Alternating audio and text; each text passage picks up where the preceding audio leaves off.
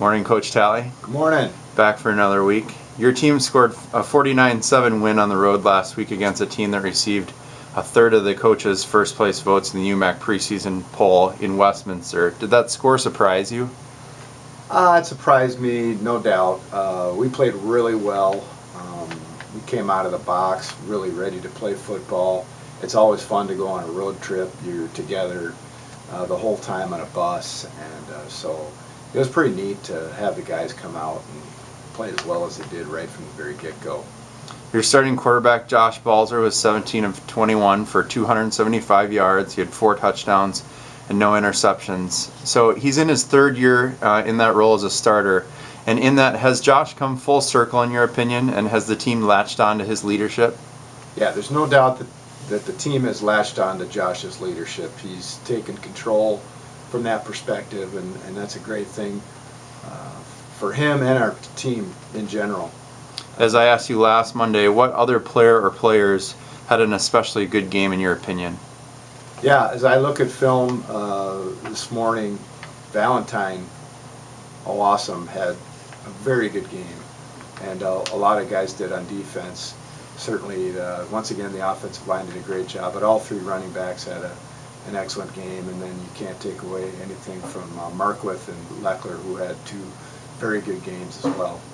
Despite Saturday's rather lopsided score, I know there's things that you're going to want to work on as a team with your players. What's the biggest improvement that can be made this week in practice? Yeah, as we look at film, I think the things that are just those little details of lining up a little bit differently, taking another step inside in regard to alignment, just those small kinds of things. I'm sure the offense has got their little things that they're going to be continuing to work on to get better. We just want to keep getting better every week, and when we get to this point, it's going to be a lot of small detail things. As we look ahead to this coming Saturday, your opponent is Presentation College in Aberdeen, South Dakota, a former UMAC member school. Northwestern and Presentation have played each other once last year in the Saints' inaugural season. What do you remember from that game?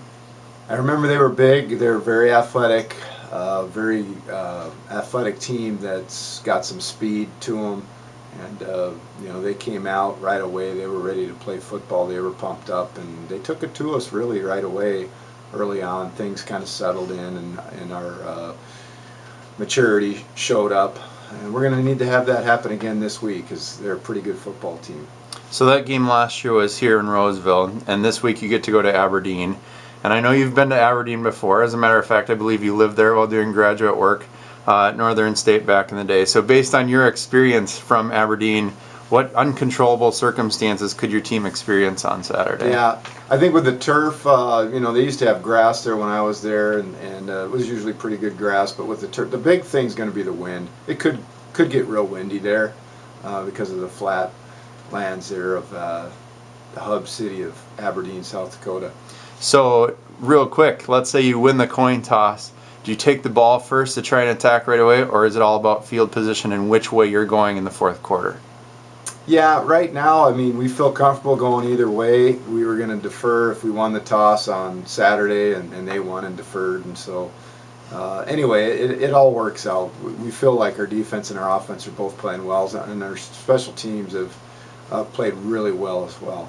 Looking around the UMAC League, a week after Sam Durley set the NCAA single-game record for passing yards, his team Eureka went up to Duluth last Saturday and was only able to score 10 points against St. Scholastica.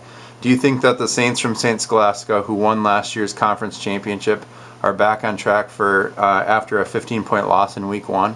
Yeah, the Saints are going to be a tough opponent. I mean, I'm sure they didn't drop much as far as they lost a great quarterback, but they're very well resourced with coaches. They got great coaches there. They got great players there. They're probably just reloading a little bit, and that's about it. So, they're going to be someone to contend with throughout the whole season. Last Monday we talked about movies that could be shown on your road trip to Missouri, and I hear that the 10-hour mini-series Band of Brothers was what you went with. In addition to having 10 hours on a bus to watch that movie, how can your team relate to that film? Yeah, there's no doubt there's a lot of leadership components. I think we watched the first 4 and not the rest of them, but there's some leadership components to that, followership components to that. You're in a battle every Saturday certainly I'm not going to compare the battle that we do on Saturdays, a Division III football, or any football for that matter, compared to World War II, but there are some analogies that can be followed through on that. Well, good luck this week, Coach. We'll see you next Monday as we preview your UMAC and home openers against McMurray. All right, thanks a lot, Greg.